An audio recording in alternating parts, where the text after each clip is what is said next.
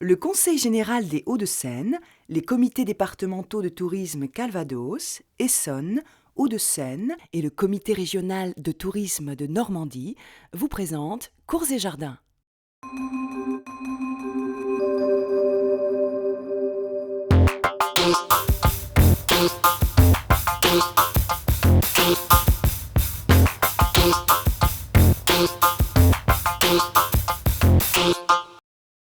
Bienvenue dans Cours et Jardins, le magazine des parcs et châteaux.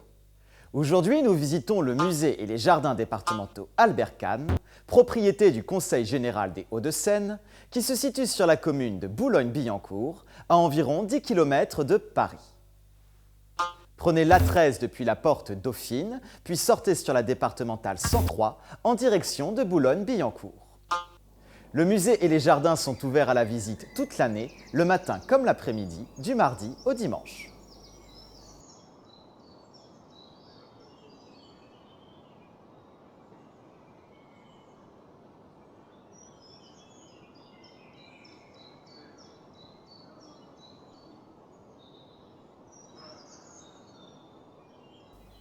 Côté cours, c'est entre 1895 et 1910 qu'Albert Kahn acquiert son hôtel particulier et une vingtaine de parcelles alentour.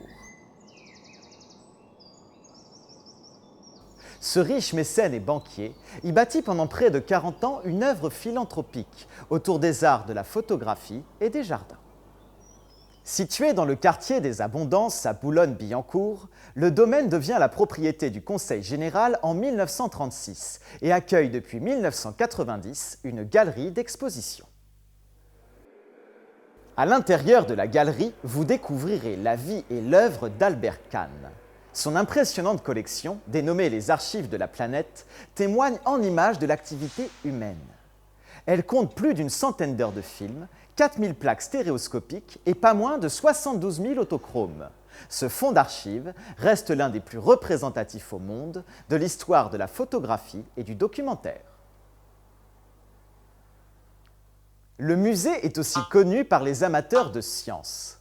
Sa demeure devint un lieu incontournable pour l'ensemble des élites françaises et des dignitaires étrangers. Albert Kahn y accueillit des prix Nobel, constitua l'un des premiers laboratoires d'imagerie biologique, finança un centre de médecine préventive et lança de nombreuses fondations universitaires.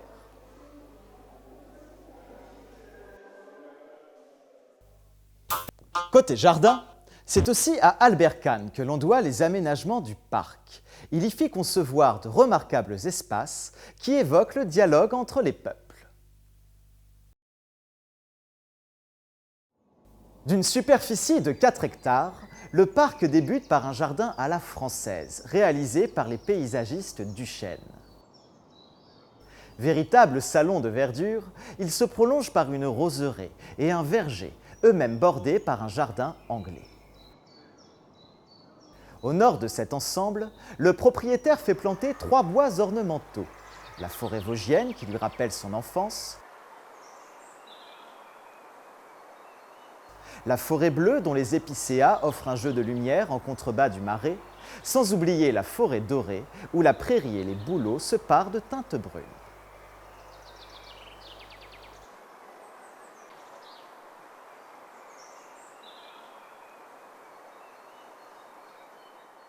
Mais l'une des curiosités des jardins reste le jardin japonais.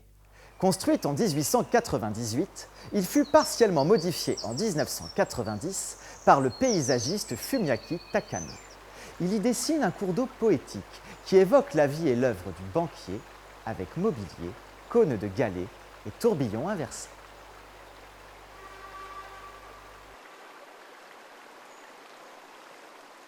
À propos de l'œuvre d'Albert Kahn, notons que le département protège aujourd'hui cet héritage grâce à une gestion douce et différenciée, tout en respectant l'esthétique si singulière du lieu.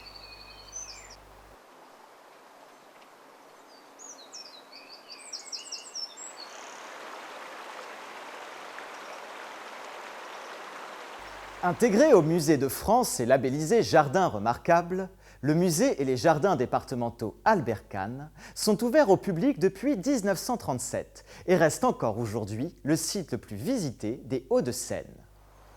Fidèle à l'attachement qu'Albert Kahn éprouvait pour le Japon, une cérémonie du thé est organisée chaque mardi et chaque dimanche dans les jardins pendant la belle saison. En présence d'un maître de l'école Urasenke de Kyoto, vous y découvrirez l'art du thé, du haïku et de la contemplation. Mais rassurez-vous, c'est bien à la française que vous pourrez visiter ces cours et ces jardins.